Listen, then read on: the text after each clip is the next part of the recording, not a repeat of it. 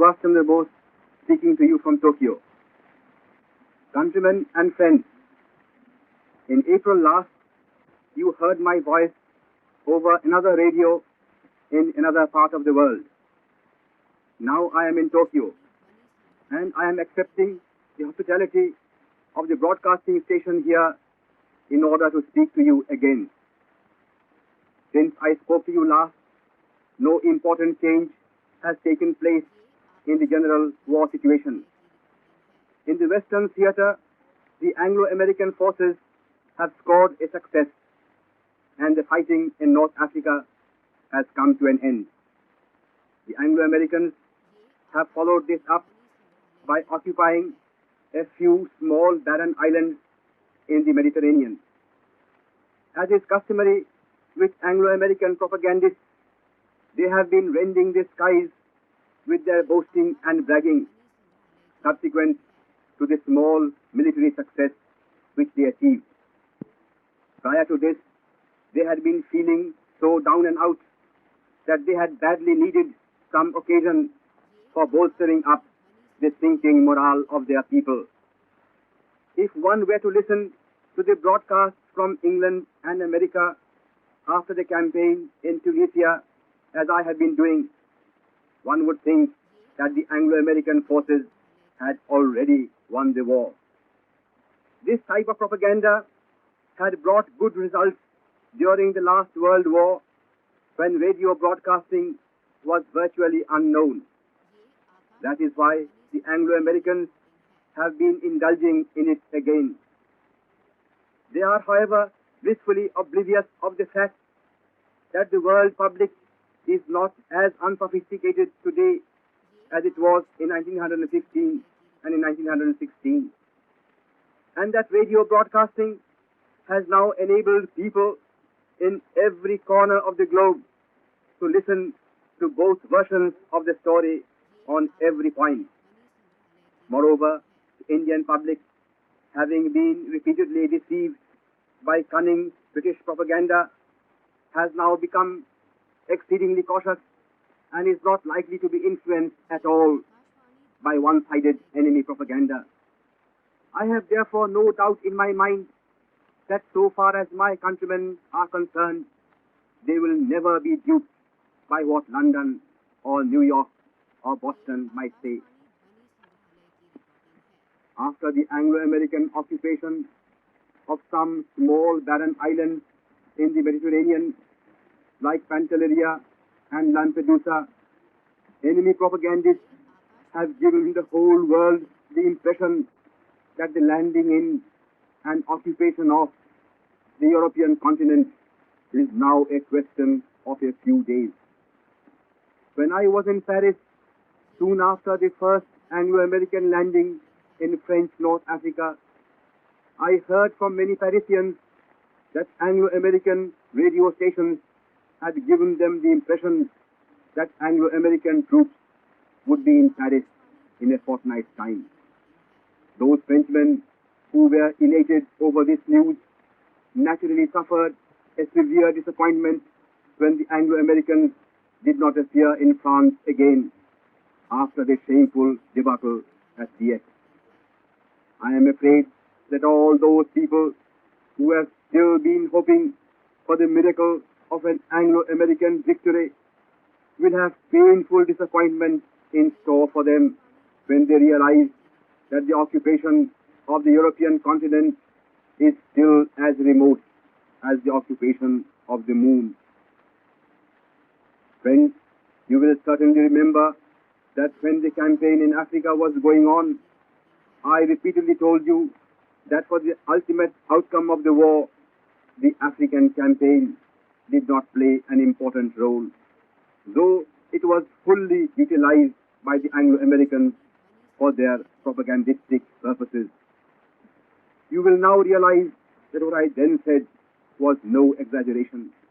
The campaign in Africa has ended, but we have not come any nearer to the end of the war than when fighting was going on in Cyrenaica or Tripolitana or Tunisia. The fact is, as I told you before more than once, that the fate of the war depends on the situation in Europe, in Asia, and on the high seas. And so far as India is concerned, what is most important of all is the situation near India. No amount of Anglo-American propaganda can either ignore or hide the fact that after achieving brilliant victories in Hong Kong, in the Philippines, in the East Indies, in Malaya and Singapore, and in Burma, the forces of the Imperial Japanese Army now stand on the frontier of India. During the whole history of British rule in India, it had never struck one single British general that at some time in future, some enemy of Britain may appear on the eastern frontier of India. The whole attention of Britain's military strategists had therefore been concentrated on the northwestern frontier of India. And with the naval fortress of Singapore in their possession, our rulers thought that India was eternally safe in their hands. But the phenomenal advance of Generals Yamashita and Iida created history and opened the eyes of the world to the worthlessness of British strategy. Since then, General Wavell has been making feverish attempts to put up fortifications on the eastern frontier of India. But what the Indian people today are asking is this: if it took 20 years to build Singapore and only 1 week to lose it, how long will it take the ever-retreating British Commander-in-Chief or his successor to withdraw from his eastern fortifications?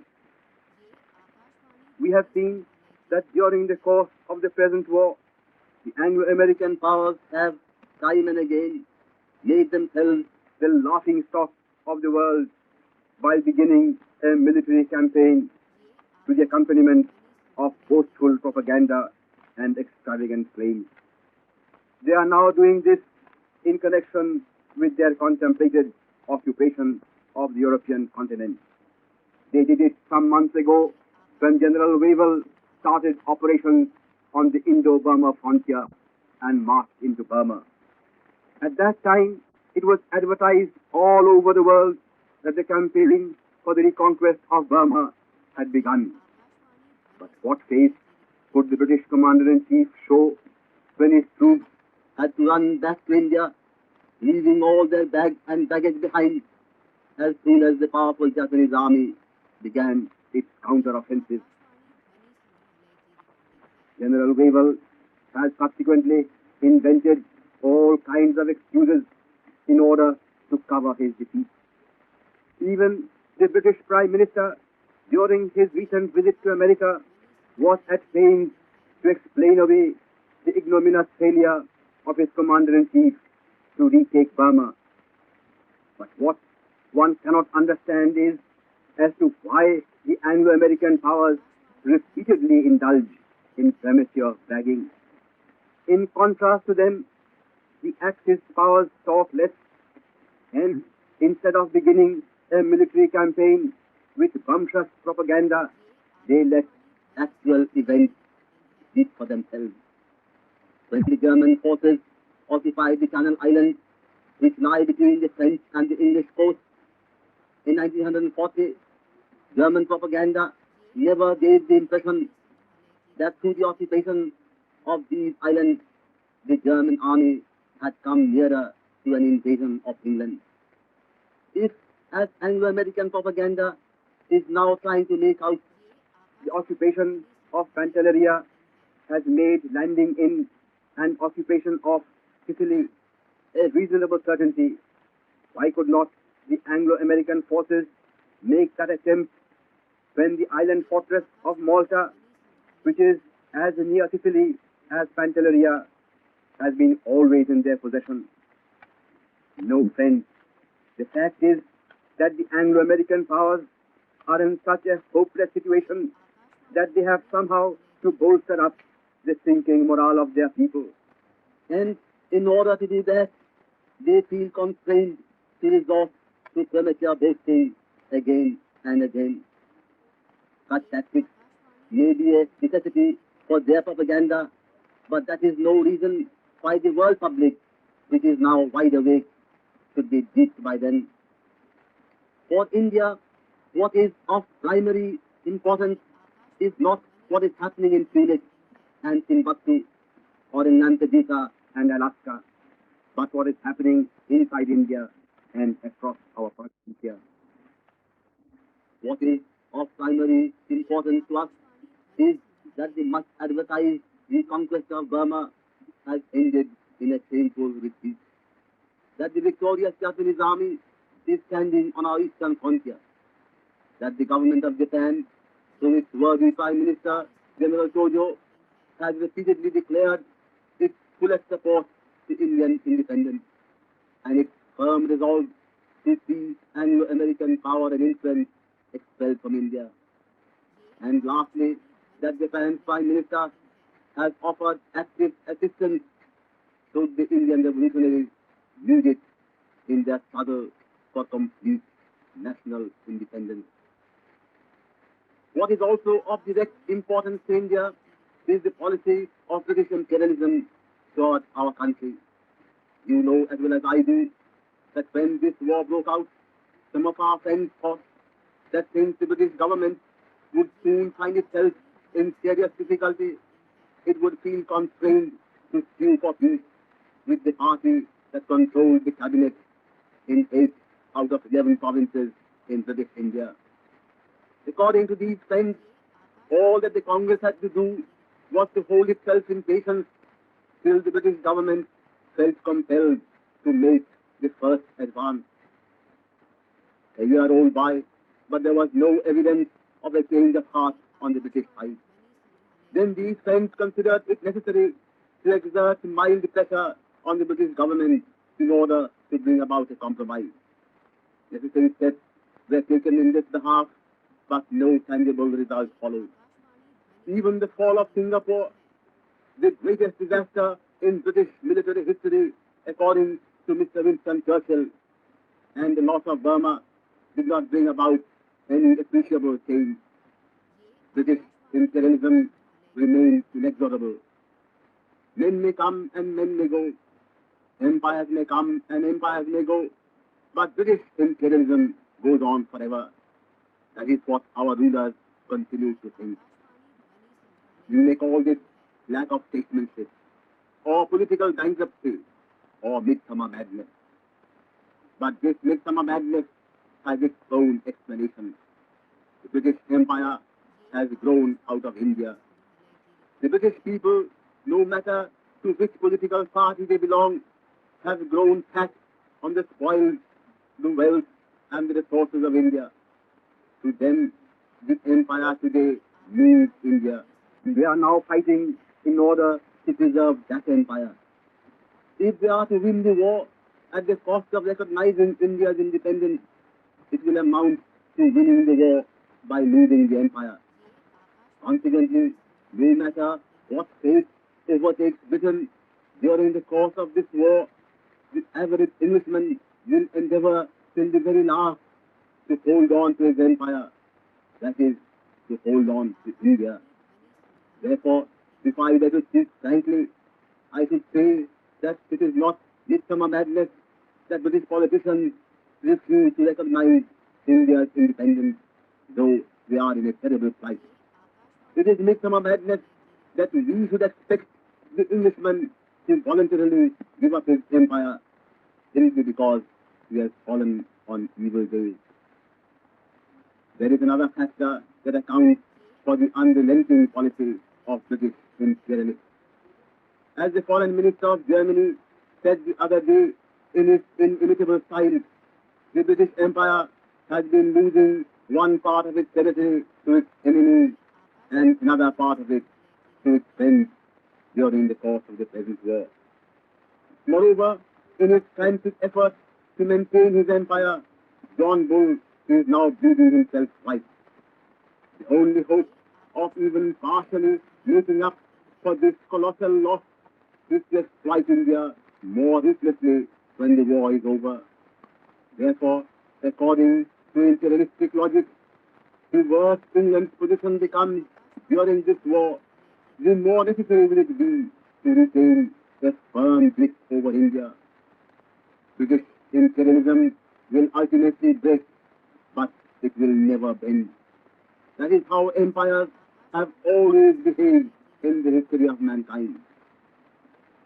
Consequently, no Indian should ever cherish the illusion that one day England will be induced to recognize India's independence.